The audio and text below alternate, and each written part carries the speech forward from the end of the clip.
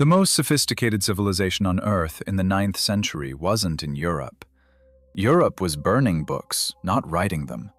The most advanced city on the planet, the richest, the most educated, the most scientifically alive, was Baghdad. At its heart was a single building that held something almost too fragile to survive: every great idea humanity had ever produced. You probably never heard that part of the story, and that's exactly the problem. Because right now, every time you solve for x in an equation, every time a doctor diagnoses you using techniques that trace back through the centuries, every time you look up at the night sky and can name a star, you're living inside the legacy of something that almost didn't make it. Something that was saved by a group of scholars in a city most Americans couldn't find on a map, in an era nobody talks about, doing work that the history books barely mention. This is the story of the House of Wisdom, the Beit al-Hikma, the greatest library, research center, and intellectual engine the medieval world ever produced. The story of how it rescued the entire inheritance of ancient thought: Aristotle, Euclid, Hippocrates, Plato, from the edge of permanent oblivion, then handed it to the rest of us. The real story is stranger than the legend. The legend is already extraordinary. If this kind of history, the kind they left out of your textbooks, is something you want more of, hit subscribe right now and join us. We're building something here that goes deep. Drop a comment and tell me where you're watching from. I'm always genuinely curious whether it's morning coffee in Chicago or midnight somewhere overseas. Hit that like button before we go any further, because what's coming next is going to completely reshape how you think about where modern science actually came from. Now, let's go back. Let's go back to a moment in history when the entire intellectual legacy of the ancient world was teetering on the edge of a cliff.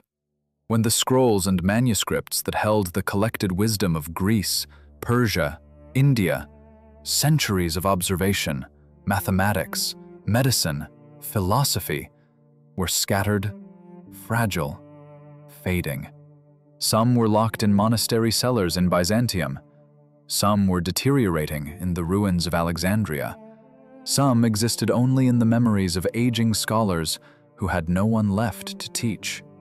The Roman Empire was gone. The Western world had fractured into dozens of competing kingdoms, most of them too busy fighting each other to care much about Pythagorean geometry or the anatomy of the human eye. The scholars of Athens had been driven out. The great lighthouse of Alexandria, that symbol of a civilization that had organized itself around the pursuit of knowledge, had already fallen into ruin.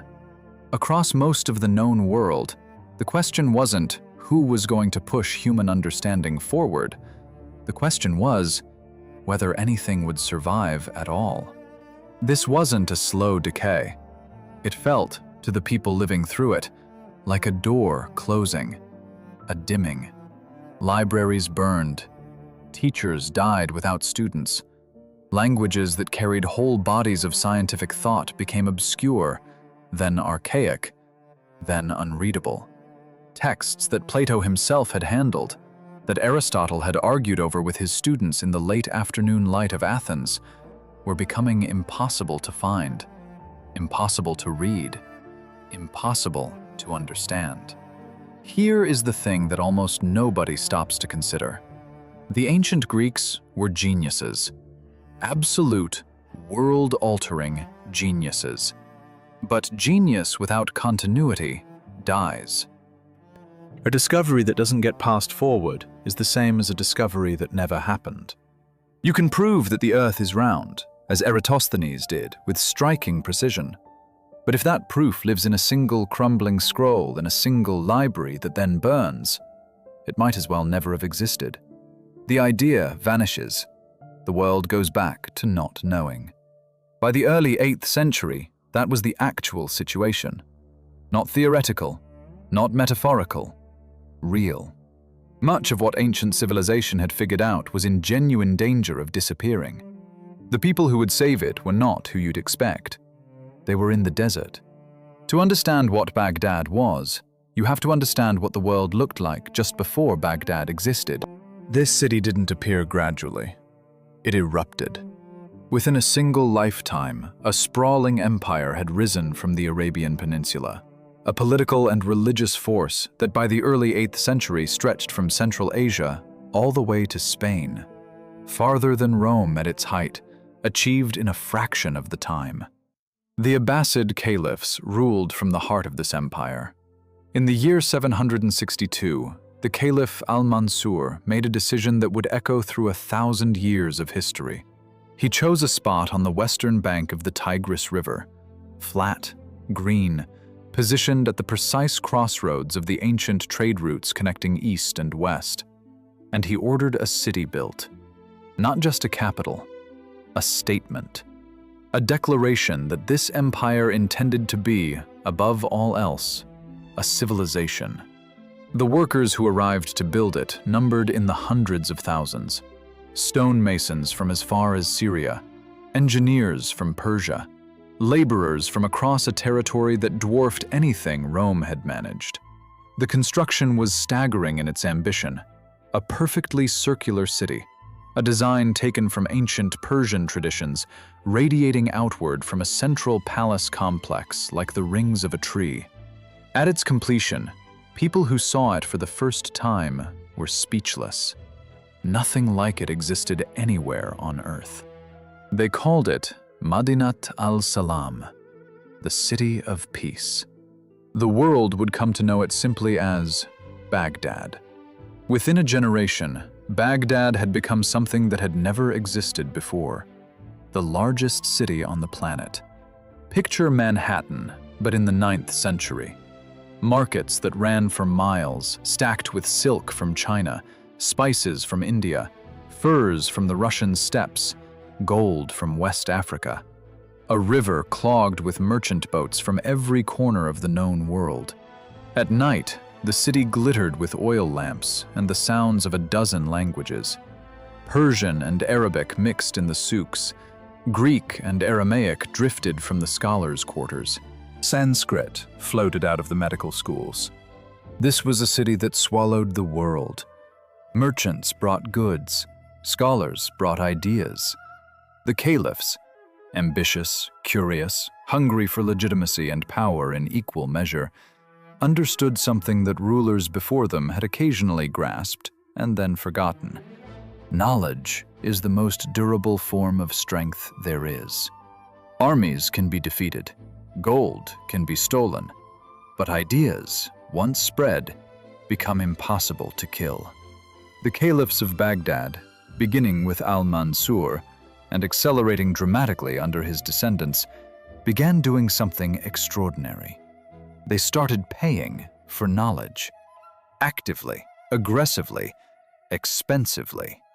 Dispatching ambassadors to Byzantium with lists of books they wanted. Sending scholars to India to find manuscripts that hadn't been seen in the Arab world. Offering rewards so lavish they seemed almost absurd. Paying translators in gold measured by the weight of the pages they produced. Think about what that means for a moment. A ruler so committed to accumulating knowledge that he literally weighed it on scales and paid for it in gold. Every page translated was a page preserved. Every idea rendered into Arabic was an idea that could now spread across an empire of millions of people. This wasn't charity. This wasn't sentiment. This was a calculated bet that ideas were worth more than territory. One man, above all others, would turn that bet into the most extraordinary intellectual institution the medieval world had ever seen. His name was Harun al-Rashid. And if you recognize that name, it's probably from the stories of the Arabian Nights, where he appears as a legendary figure wandering his city in disguise, dispensing justice larger than life. The stories barely exaggerate the reality. Under Harun al-Rashid, Baghdad became the undisputed capital of human civilization. Poets competed for his favor. Philosophers debated in his court. Ambassadors from Charlemagne's court in Europe arrived bearing gifts, and Harun sent back an elephant. An actual elephant that caused a sensation in the courts of the Franks, who had never seen one. But Harun's most consequential act wasn't diplomacy. It wasn't conquest. It was the collection of books. He was obsessed with them. When he led military campaigns, historians note that he was as interested in capturing libraries as capturing cities. During a campaign toward Ankara, he reportedly went out of his way to preserve a collection of manuscripts he found there, ordering them transported carefully back to Baghdad. When an enemy city surrendered, one of the conditions he sometimes negotiated was access to its books. He built a library. He called it the Khizanat al-Hikma, the treasury of wisdom. It was the seed of something much larger. Books in Arabic, in Persian, in Aramaic, in Hebrew, in Greek. Works on medicine, astronomy, mathematics, engineering, philosophy, history. A collection that was already extraordinary, gathered under one roof in a palace complex on the banks of the Tigris, tended by scholars who worked through the night by lamplight, reading and copying and debating.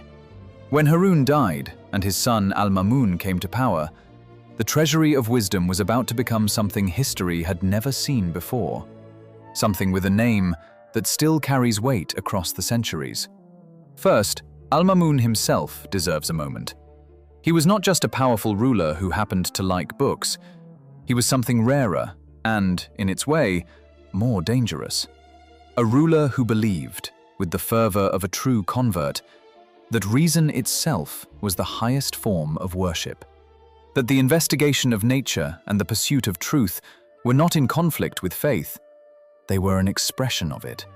He surrounded himself with philosophers and scientists, the way other caliphs surrounded themselves with warriors.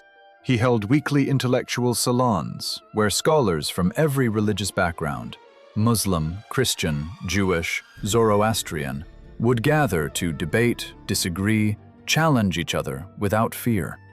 There is something almost staggering about that image when you hold it against the rest of the 9th century world. In Europe, at this exact moment, independent inquiry was regarded with deep suspicion. Asking the wrong question about the nature of the universe could get you labeled a heretic.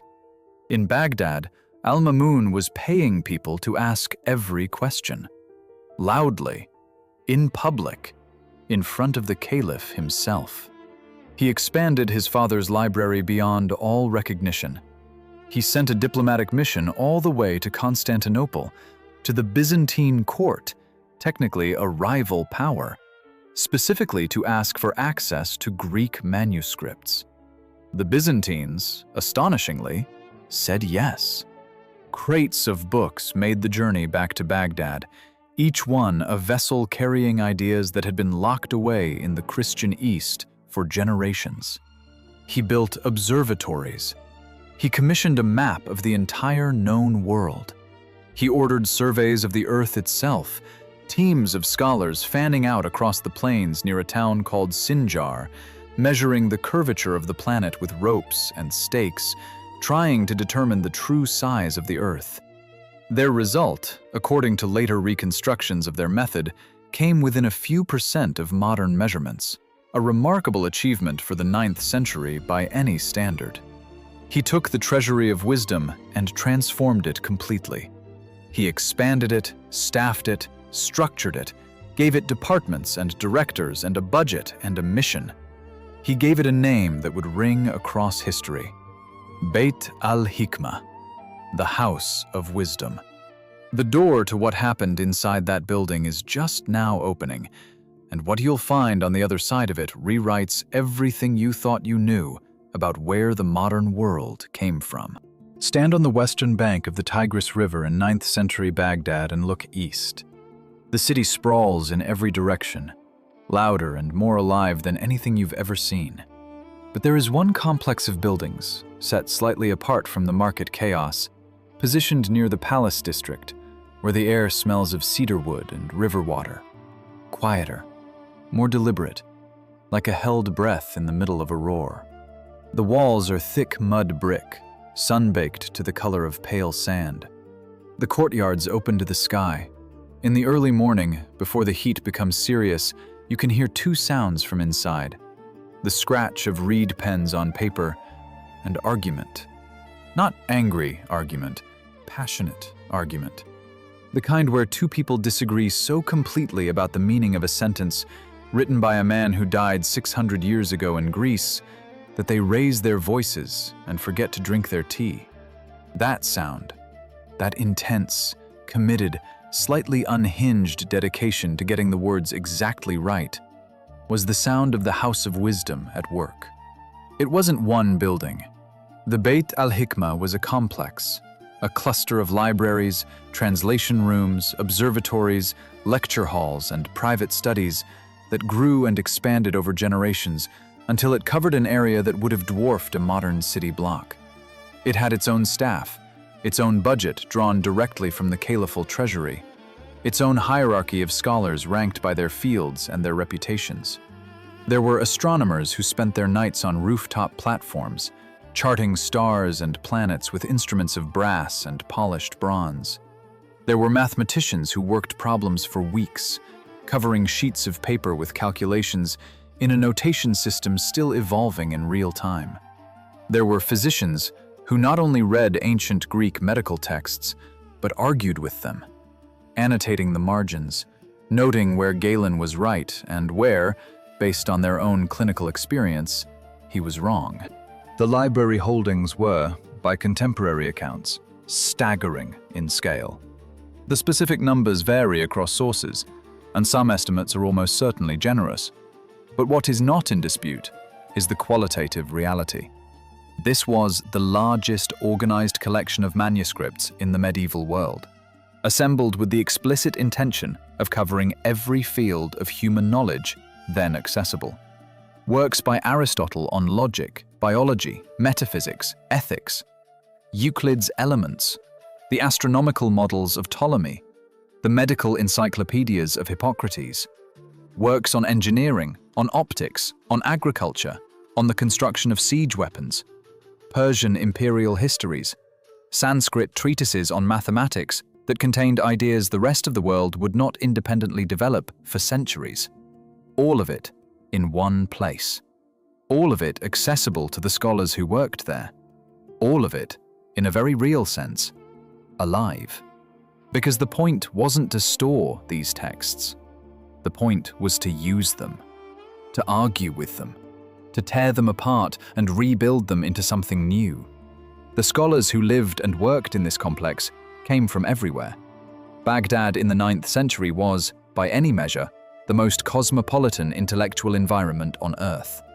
You could walk through the House of Wisdom on a single afternoon and encounter a Nestorian Christian translating Hippocrates from Greek into Arabic, a Jewish mathematician working through an astronomical problem alongside a Muslim theologian, a Zoroastrian physician comparing two different versions of an Aristotelian text to determine which was less corrupt. These were not people who agreed about religion or politics or the nature of God, but they agreed about one thing. The text in front of them mattered. The truth it contained mattered. And getting it right was worth more than any personal comfort. That atmosphere, rigorous, combative, almost electric with the pressure of ideas, was not an accident. It was the environment al-Mamun deliberately built. He attended the debates himself. He argued, he pushed, he funded. At the center of it all, doing the most fundamental and the most underappreciated work, were the translators. They are not famous. Most of their names appear only in the footnotes of academic histories, if they appear at all. What these people did is almost impossible to overstate, because without them, every scientist and philosopher who followed was working in silence. The translators were the ones who broke the silence. The most consequential of them was a man named Hunayn ibn Ishaq.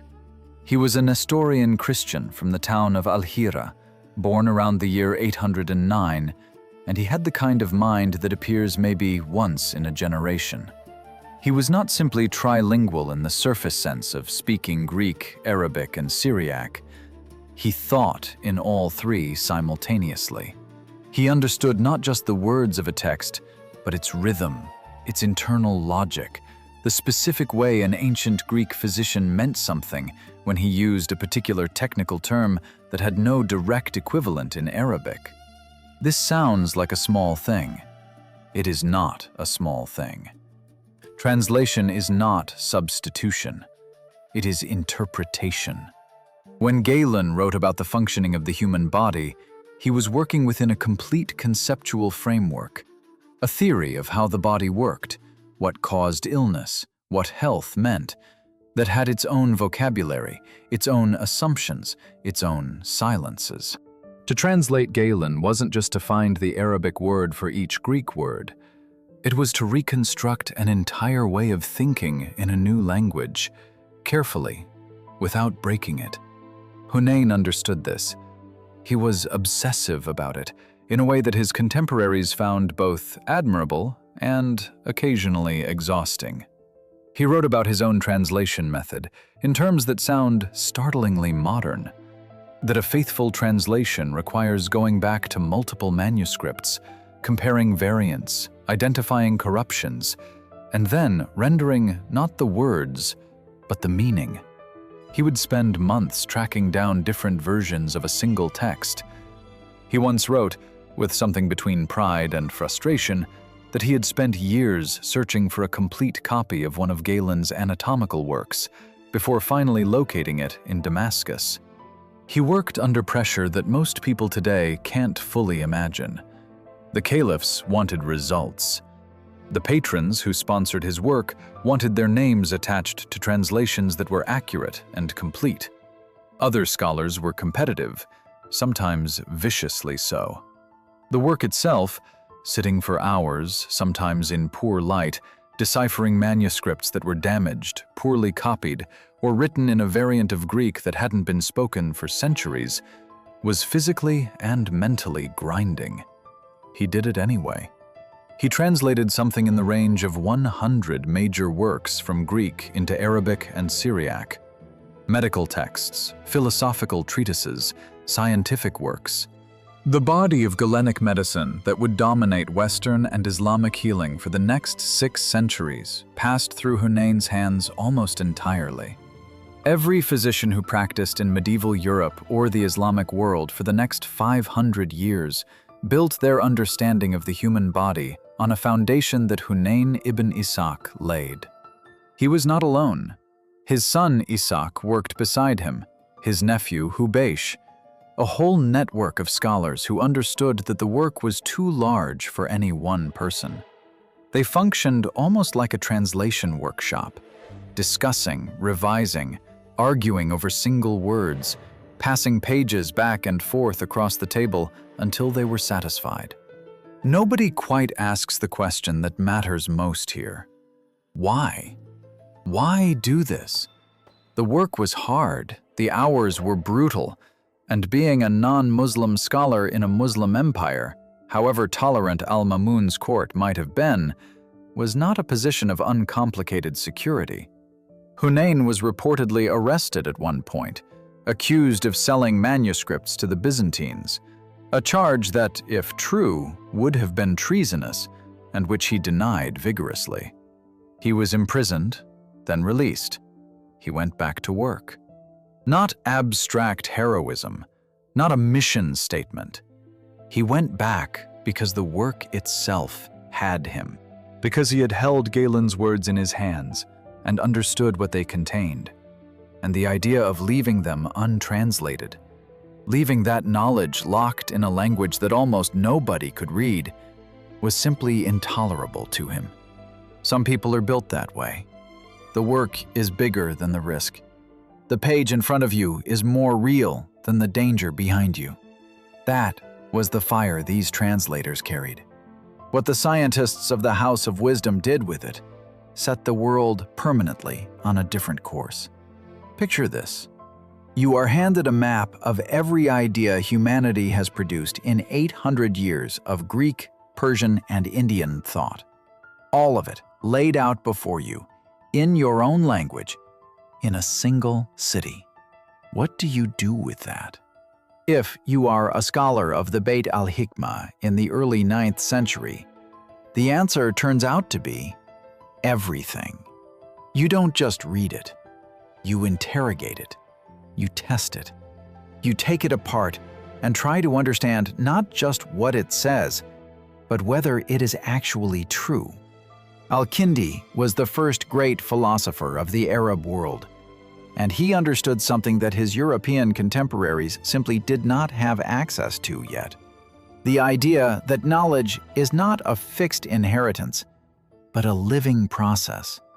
He wrote that truth, wherever it comes from, whether from a Greek pagan or a distant culture or a tradition entirely foreign to your own, belongs to all of humanity, and that the honest seeker of knowledge has no right to refuse a truth simply because of its origin.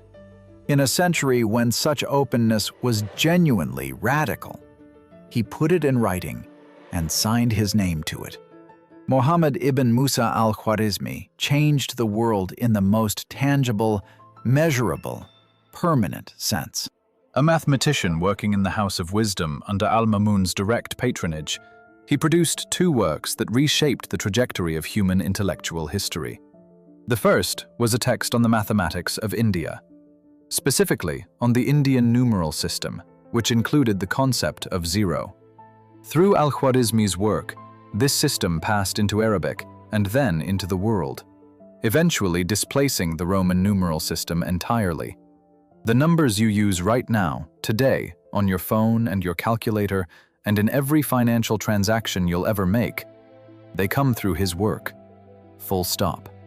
The second was a book called Al-Kitab al-Mukhtasar fi Hisab al-Jabr wal-Muqabala. The short title that stuck was just the first strange word, al-Jabr. In Latin translation, it became a subject taught in every school on earth. Algebra. Al-Khwarizmi didn't just name it. He invented it as a systematic discipline. The idea that unknown quantities could be manipulated, solved for, reasoned about using abstract symbols and rules. His own name became, in Latin transliteration, algoritmus, the word that eventually became algorithm. Every time any computer anywhere on Earth executes a process in a logical sequence, it is performing something that traces back, in a direct and unbroken line, to a scholar sitting in Baghdad in the 9th century. Ibn al-Haytham attacked the problem of light, not philosophically, physically. He designed experiments in darkened rooms, using precise apertures and controlled light sources to understand how vision actually worked. He was the first person to systematically argue and to demonstrate through repeatable experiment that the eye receives light rather than emitting it, a reversal of the dominant Greek theory that had held for centuries. His work on optics would eventually reach Roger Bacon in Europe and become one of the foundations of the scientific method itself, the idea that hypotheses must be tested against physical reality, not just reasoned about in the abstract. Al-Biruni looked at the Earth with an almost frightening clarity of vision. He measured the radius of the planet using nothing but a mountaintop, a dip of the horizon, and geometry. He studied Hindu texts and Sanskrit mathematics with the same serious attention he gave to Islamic theology, not his curiosity, but his scholarship. He also described, in theoretical terms, the possibility that the Earth moved around the sun, and found no mathematical objection to the idea. Copernicus would publish his own heliocentric model roughly 500 years after al-Biruni's death, close enough that the comparison is not rhetorical flourish, but a genuine measure of how far ahead of his time al-Biruni was working. These men paid for their work in different currencies.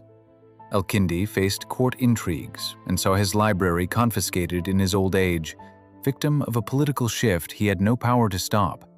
Ibn al-Haytham reportedly feigned madness to survive a dangerous promise he'd made to a caliph, a public commitment to control the flooding of the Nile, which he quickly realized was impossible, and which could have cost him his life if the caliph decided to hold him to it.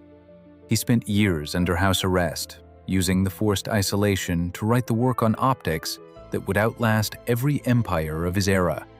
The knowledge came at a price. It always does. Something else was gathering at the edges of this story, something the scholars in their lamp-lit rooms could not see and would not have wanted to imagine. The world they had built, the world of open inquiry and pooled wisdom, a city that swallowed everything and turned it into understanding, was not permanent. Nothing built by human hands ever is. The great library accumulated. The great minds debated. The candles burned through the nights over manuscripts that had survived centuries of chaos to reach this one city, this one building, this one extraordinary moment in human time. Outside the walls of Baghdad, the darkness was patient. The cracks didn't appear all at once. They never do. Empires don't collapse the way buildings do, in one sudden, dramatic fall. They fray. They thin at the edges. They develop small contradictions that nobody addresses, because addressing them would require admitting that the whole structure is weaker than it looks. The Abbasid Caliphate began fraying long before anyone wanted to admit it. The court that al-Mamun had built, that atmosphere of open inquiry, that radical experiment in funded curiosity, was always more fragile than it appeared from the outside. It depended entirely on the personal conviction of the ruler at the top. Rulers change. Priorities shift. The next caliph after al-Mamun was al-Mutawakkil, and al-Mutawakkil had very different ideas about what a caliphate was for. He shut down the rationalist theological movement that al-Mamun had championed, the Mutazilites, who believed that reason and revelation were compatible, that God's nature could be approached through logic, that questions were not threats to faith, but expressions of it. Al-Mutawakkil didn't just disagree with them, he prosecuted them. He made the asking of certain questions officially dangerous. The same court that had hosted open debate now hosted denunciations. Scholars who had argued freely in one reign learned to choose their words with surgical caution in the next. This was the first enemy, and it was internal, and it was devastating precisely because it was invisible from the outside. The House of Wisdom still stood. The books were still there, but something in the air had changed. Some barometric pressure of intellectual safety had dropped, and everyone could feel it without being able to point to exactly where it had shifted. The great debates continued, but they continued more quietly, with more looking over the shoulder, with a new calculation running beneath every conversation. Is this thought safe to say out loud? The second enemy came from the east, and it moved like weather. By the early 13th century, the Mongol Empire was the largest contiguous land empire in history. It had consumed Central Asia, Persia, China. It moved with a speed and ferocity that contemporary accounts still struggle to convey, not because the writers lacked the vocabulary, but because the scale was genuinely beyond the categories of their experience. Cities that had existed for 1,000 years were gone in days. Populations that numbered in the hundreds of thousands were reduced to silence. The Mongol commanders were not barbarians in the Hollywood sense. They were sophisticated military strategists with a precise understanding of how to break a civilization's will. You didn't just defeat an army. You eliminated the capital. You killed the scholars. You burned the library. You made the survivors understand that the world they had known was not coming back. The Caliph al-Mustazim received envoys from Hulagu Khan in 1257. The message was straightforward. Submit, or face what every other city had faced. Al-Mustazim, in a decision that historians have argued about for 750 years, chose neither immediate submission nor immediate action. He negotiated. He delayed. He may have believed that Baghdad was different, that the most important city in the world, the seat of the Abbasid Caliphate, the spiritual and intellectual capital of the Islamic world, was somehow exempt from the mathematics of Mongol warfare. He was not. There is a particular quality to silences that follow catastrophe.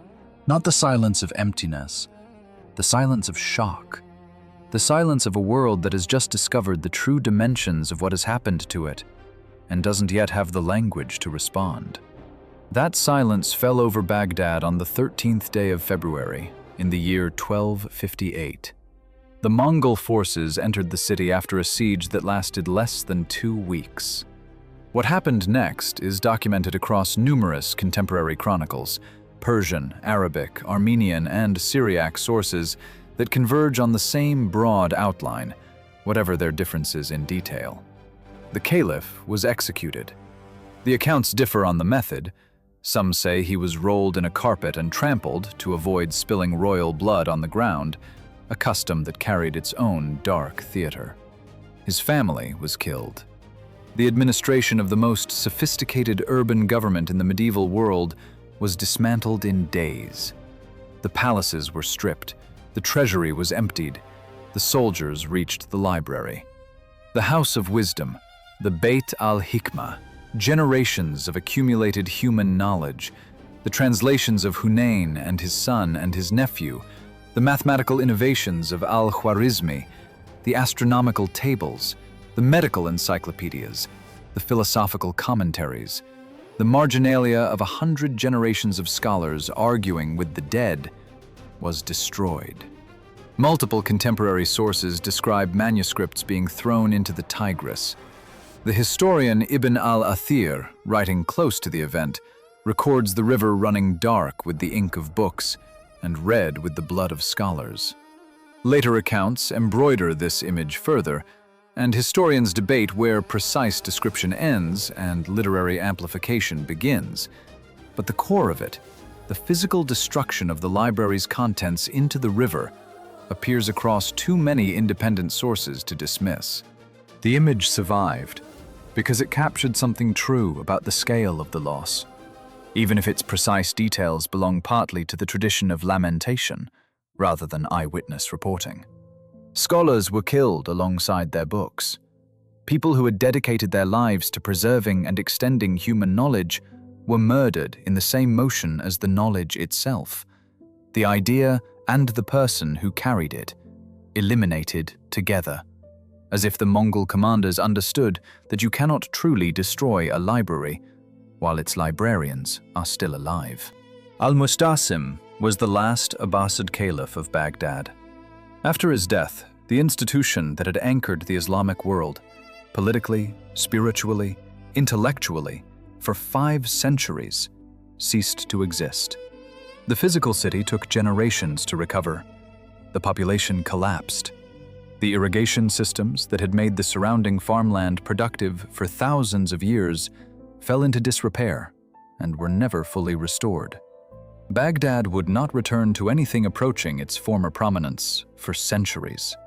Some historians argue, with genuine force, that the Mesopotamian heartland never fully recovered, that the civilization which had flourished there for millennia sustained a wound in 1258 that in some ways is still healing. Not everything drowned, not everything burned. This is the part that tends to get left out. The part that is, in some ways, more miraculous than the original achievement. The scholars ran. Weeks and months before the Mongols arrived, as reports filtered back from the east, from Persia, from city after city that had ceased to exist, some of the scholars of Baghdad understood what was coming. They took manuscripts. They wrapped them, carried them, transported them on pack animals across deserts and mountains to places they hoped the storm would not reach. Cairo, Damascus, Toledo, Cordoba, the libraries of Andalusia, where Islamic civilization had taken a different route and grown its own extraordinary branches. The Ottoman archives, the monasteries of Persia that Hulagu Khan, whose wife was a Nestorian Christian, chose to spare in a moment of personal politics that accidentally preserved libraries.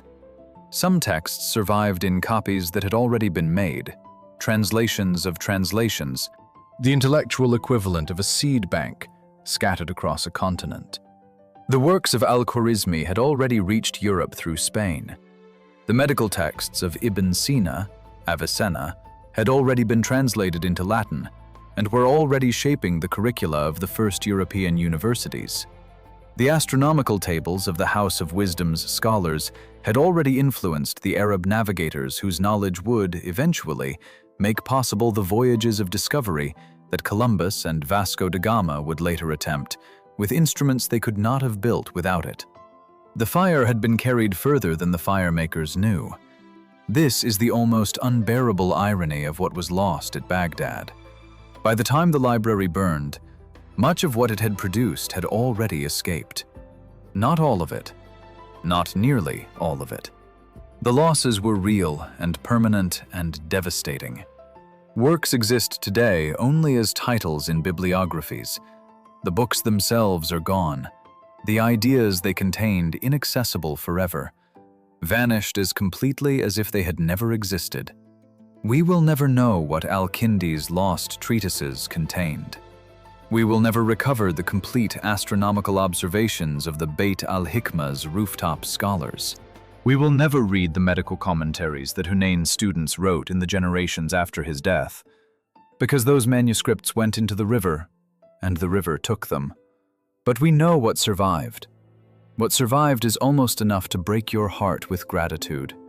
The number system you use, the algebraic reasoning that underlies every calculation in physics, engineering, and economics, the foundations of optics through which we understand the eye, the camera, the telescope, and the microscope, the medical tradition that flowed from Galen through Hunayn into Ibn Sina, and then into the first European medical schools, the lineage that traces, in broken but real lines, to the physicians who treat you today, the astronomical observations that corrected Ptolemy and made possible the Copernican revolution, the philosophical tradition of rationalism, the insistence that reason and evidence are the appropriate tools for understanding reality, that the scholars of the House of Wisdom kept alive through centuries when other civilizations were deeply suspicious of it, and that eventually became the foundation of the European Enlightenment. The Enlightenment, the scientific revolution, the age of reason that produced Newton and Descartes and Locke and Jefferson, the intellectual tradition that most educated Americans today would identify as the origin of modern civilization. It did not spring from nothing. It did not emerge spontaneously from European soil. It was fed, in crucial and irreplaceable ways, by the water that had flowed through Baghdad, by the translations that Hunayn's workshop produced, by the algebra that al-Khwarizmi systematized, by the optical experiments that Ibn al-Haytham conducted in a darkened room while pretending to be mad to save his own life. We owe them something. That's the blunt truth of it. Not in the sentimental sense of owing a debt you can never repay, in the precise historical sense that the chain of intellectual transmission runs through Baghdad, and to pretend otherwise is not just wrong, it's a kind of theft. It steals credit from the people who did the work. It erases the translators who sat by oil lamps rendering Greek into Arabic so that those ideas could survive long enough to eventually be rendered from Arabic into Latin, and from Latin into the vernacular languages of Europe, and from those languages into the textbooks and curricula and scientific journals that shaped the modern mind. History has a habit of awarding prizes to the wrong people. The explorers get the credit for discoveries that the navigators made possible. The navigators get the credit while the mathematicians who built their instruments are forgotten. The mathematicians built on the shoulders of translators who are forgotten more completely still. But the translators were there. The scholars were there. Hunayn was there, in his scriptorium on the banks of the Tigris, tracking down a single manuscript for years because he could not bear for it to be lost.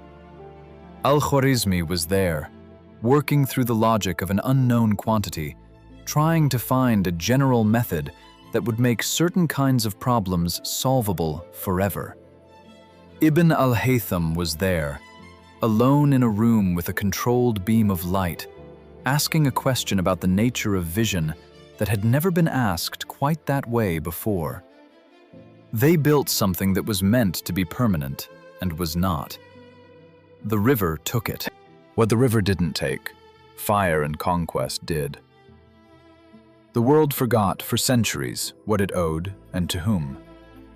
But ideas, it turns out, are harder to kill than libraries. They live in the work they generate, in the discoveries they make possible, in the questions they teach the next generation to ask. Every variable in every equation you have ever solved carries, encoded in its logic, the ghost of a mathematician in 9th century Baghdad who figured out that unknown quantities could be treated this way. Every time a scientist designs an experiment to test a hypothesis against physical reality, rather than simply reasoning about it in the abstract, they are following a method that was refined in the House of Wisdom and carried forward by people whose names they will never know. Hunayn ibn Ishaq died in the year 873, still working. He reached for his reed pen one last morning in his scriptorium on the banks of the Tigris, turned to the next page of whatever manuscript was in front of him, and kept going. He had no way of knowing that what he was doing would outlast the city, outlast the caliphate, outlast the civilization that had made his work possible. He just knew that the page in front of him was not yet finished. It never really is. That's what the House of Wisdom understood better than almost anyone before or since. That knowledge is not a destination you arrive at. It is a thing you carry forward, hand to hand, generation to generation, across floods and fires and the long silences between one civilization and the next. Someone carried it to Baghdad. Someone carried it out. Someone is carrying it now. The only question that has ever mattered is whether you are one of the people who helps it survive.